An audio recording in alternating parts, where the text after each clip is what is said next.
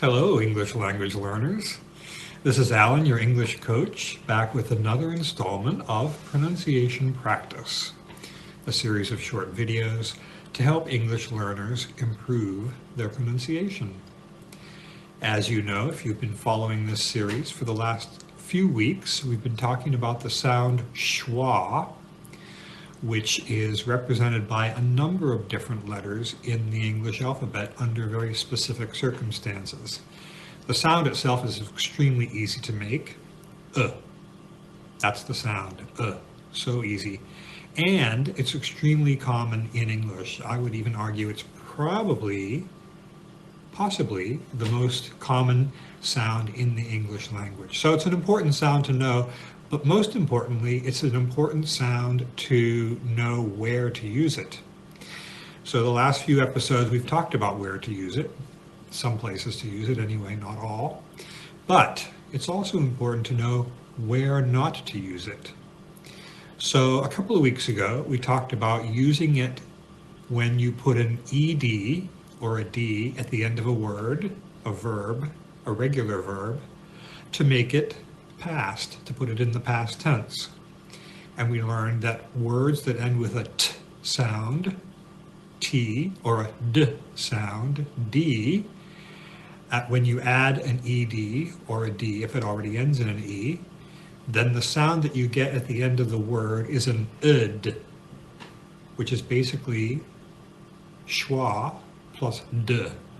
For example, baited, or wasted, or beaded, or faded. But of course, verbs end in lots of other sounds besides t and d. So what do we do then? A very good question, and I'm glad you asked. There are rules for that as well. And if you recall the very first episode of Pronunciation Practice, we looked at recognizing which sounds are voiced and which ones are not.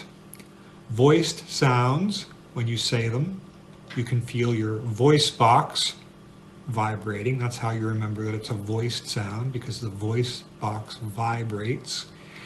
And sounds that are unvoiced or voiceless do not vibrate. Okay, so a voiced sound would be, for example, b. When you say b, you can feel that happening. When you say p, p, the p sound, it's unvoiced. You can't feel any vibration.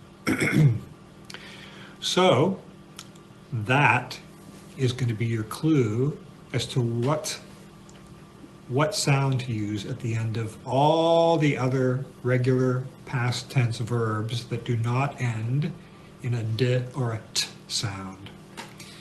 And so what I'm going to ask you to do, I'm not going to give you the answer this time. We're going to go over that next time. But what I do want you to do is find some verbs and listen to people pronouncing them in the past tense, native English speakers.